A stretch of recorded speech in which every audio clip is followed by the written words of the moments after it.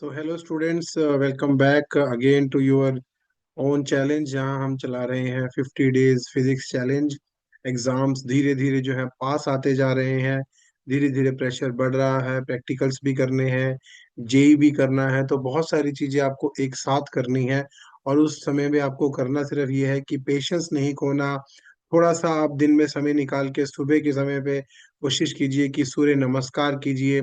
ज्यादा नहीं तो 5 से 10 बार कीजिए, बॉडी भी फिट रहेगी और आपका माइंड भी जो है थोड़ा सा कूल रहेगा। क्योंकि बच्चों का मैं बहुत बार जब एग्जाम्स चेक करता हूँ, मैं ये चीज देखता हूँ कि बच्चे बहुत जल्दबाजी में आंसर देते हैं, बहुत हरी में आंसर देते हैं, जिसकी वजह से उनके आंसर जो है थोड़े से गड़बड़ भी हो रहे हैं।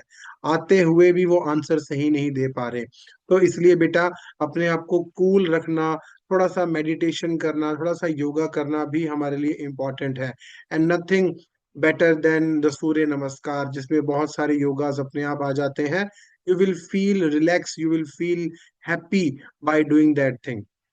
आज का हमारा जो फिजिक्स चैलेंज का टॉपिक है वो रहेगा फैराडे लॉज के ऊपर। फैराडे लॉज हमने कल डिस्कस किए थे और ईएमएफ हमने निकाला था। हमने देखा था कि जो ईएमएफ की वैल्यू आती है वो आती है -d phi by dt। Faraday law और लेंजिस लॉ को मिला के हमने ये किया था। अगर n नंबर ऑफ टर्न्स हो तो ये n d phi by dt भी हो सकता है। अगर हम बात करें यहाँ से करंट निकालने की, तो हमें पता है E = IR होता है। तो I = 1/R × d phi by dt आ जाएगा यहाँ पे विद एन नेगेटिव साइन। ठीक है, और हम यहाँ से साथ साथ चार्ज भी निकाल सकते हैं। वी नो I = dq/dt, तो हम इसको सॉल्व करके यहाँ से dq की वैल्यू हमारे पास आ जाएगी -1/r × d फाई, और हम इसको इंटीग्रेट करके आगे भी सॉल्व कर सकते हैं, पर हम वो नहीं कर रहे। अब मैं चलता हूँ अगले पार्ट के ऊपर। हमने कल डिस्कस किया था कि इलेक्ट्रोमैग्नेटिक जो इंडक्शन है उसकी वजह से क्या होता है, करंट इंड्यूस होता है। और जब करंट इंड्यूस की बात आती है तो वहां पर जो रूल हमारा अप्लाई होता है वो होता है Fleming's right hand rule. Fleming's right hand rule, देखिए अभी तक हमने क्या पढ़ा था कि लेफ्ट हैंड रूल होता है ये। FBI, फादर मदर चाइल्ड, ये वाला रूल हमने पढ़ा था। उसी रूल को फिर से हम फॉलो करते हैं, उसी रूल के ऊपर आगे की तरफ चलते हैं। तो बस आपने करना क्या है जी, इसको थोड़ा सा मैं, जस्ट अ मोमेंट, ये रोज का ही, हाँ प्लीज बिल्कुल, ये थोड़ा सा हम इसको नेक्स्ट पेज के ऊपर चलते हैं। सो अब आपको करना क्या है, बहुत सिंपल सा एक फंडा है आपके पास। लेफ्ट हैंड रूल और राइट हैंड रूल में आपको साथ साथ समझाने की कोशिश करता हूँ। लेफ्ट हैंड रूल और right hand rule. Left hand में क्या था, ये हमारा थंब था, थंब को हमने माना था फोर्स। ये हमारी इंडेक्स फिंगर थी, इसको हमने माना था मैग्नेटिक फील्ड। और ये हमारा जो मिडिल फिंगर थी, ये हमारा क्या था, करंट था, FBI। FBI ये रूल देखिए आपके सामने है। यहाँ पर आपने क्या करना है, राइट हैंड लेना है, तो ये थंब फिर से फोर्स है, या फोर्स के साथ साथ हम इसको मोशन भी बोल सकते हैं कि वो किस डायरेक्शन में जा रहा है। देखिए फोर्स होगी जहां पर, वहां पर मोशन भी होगा। इंडेक्स फिंगर वहां भी मैग्नेटिक फील्ड थी, यहाँ भी मैग्नेटिक फील्ड है। मिडिल फिंगर वहां पर भी करंट था, यहाँ पर भी करंट है। फर्क सिर्फ इतना है, ये अब इंड्यूस्ड करंट हो गया है, इंड्यूस करंट हो गया है।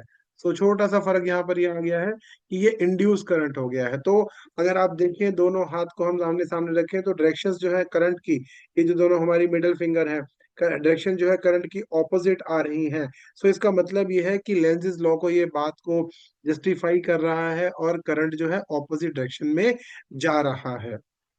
चलते हैं अगले पार्ट की तरफ। अगला पार्ट हमारा जो है वो क्या है, मोशनल ईएमएफ। मोशनल, मोशन की वजह से जो ईएमएफ आ रहा है, देखिए सब इंड्यूस्ड ही है।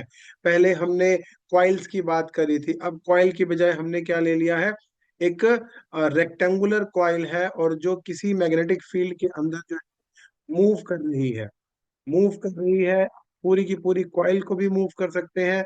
और आप चाहें तो उस कॉइल के किसी पार्ट को भी मूव कर सकते हैं। ये देखिए हमारे पास एक मैग्नेटिक फील्ड है, इसके अंदर ये एक कॉइल है, रेक्टेंगुलर कॉइल, ये इसके अंदर एंटर कर रही है।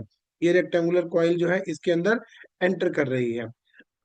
हम इसमें दो काम कर सकते हैं। पूरी की पूरी कॉइल को मान लीजिए हम v वेलोसिटी के साथ इसके अंदर लेके आ रहे हैं, v वेलोसिटी के साथ। तो ये कॉइल जैसे जैसे इसके अंदर एंटर करेगी, जैसे जैसे इसके अंदर एंटर करेगी, वैसे वैसे उसके अंदर जो है फ्लक्स चेंज होगा। फ्लक्स क्यों चेंज होगा? फ्लक्स का फॉर्मूला होता है हमारे पास B × A। B A cos theta होता है, n B A cos theta होता है। अगर हम इसको और स्पेसिफाई करें, हम नंबर ऑफ टर्न्स नहीं छेड़ रहे, हम सिर्फ एरिया की बात कर रहे हैं। एरिया हम मॉडिफाई कर रहे हैं, तो एरिया चेंज होगा तो फ्लक्स चेंज होगा, और फ्लक्स चेंज होगा तो ईएमएफ भी आएगा, विच इज d phi/dt। ठीक है, -d phi/dt। तो ये बड़ा इंपॉर्टेंट यहाँ पर एक डिसीजन रहेगा कि हमने इसको मूव करना है, वेलोसिटीज हमारी जो है उसकी वजह से वो मूव कर रहा है। मैग्नेटिक फील्ड लगा हुआ है, ये है। लेंथ हमने एल मान ली, ब्रेड्थ हमने बी मान ली।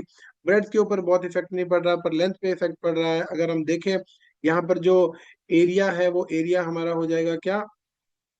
L × B। The area will be L × B। इसको आप एक को लेंथ मान लीजिए, एक को ब्रेड्थ मान लीजिए। तो मैग्नेटिक फील्ड, अगर हम फ्लक्स की बात करें तो flux will be number of turns एक है, मैग्नेटिक फील्ड B है, और एरिया हमारा क्या हो जाएगा?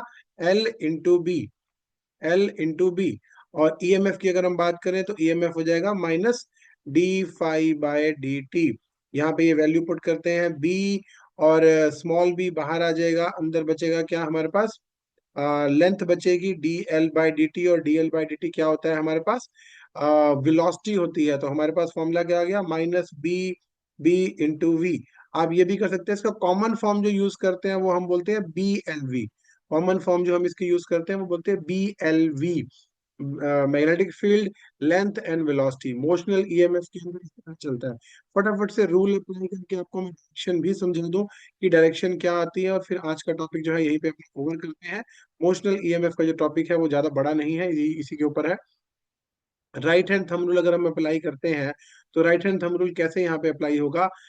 ये मोशन है हमारा फोर्स, तो ये मोशन को हमने यहाँ पे कर दिया। देखिए मेरे कैमरा की तरफ देखिए, मोशन को हमने यहाँ कर दिया, ये वेलोसिटी जा रही है या मोशन है। ठीक है। मैग्नेटिक फील्ड हमारा अंदर की तरफ ही है जी, बिल्कुल अंदर की तरफ है। और ये जो करंट की डायरेक्शन आ रही है, नीचे की तरफ आ रही है, यानी कि इस ब्रांच के अंदर करंट की डायरेक्शन नीचे की तरफ आएगी। इसी को फॉलो करते हैं तो करंट की डायरेक्शन हमारी ये बन जाएगी, यानी कि करंट हमारा हो गया एंटी क्लॉकवाइज। करंट हमारा हो गया एंटी क्लॉकवाइज। दूसरा मेथड अगर मैं एक बहुत सिंपल सी बात करूं तो उसमें ये आता है कि हम पूरी की पूरी कॉइल को मूव ना करा के एक ब्रांच को ही मूव कर रहे हैं। या तो आप पूरी की पूरी कॉइल बाहर कर लीजिए, काइंड ऑफ ऑसिलेशन, या फिर आप एक एक ब्रांच को मूव करते रहिए। एक ब्रांच को भी जब आप मूव करेंगे तो उससे क्या होगा?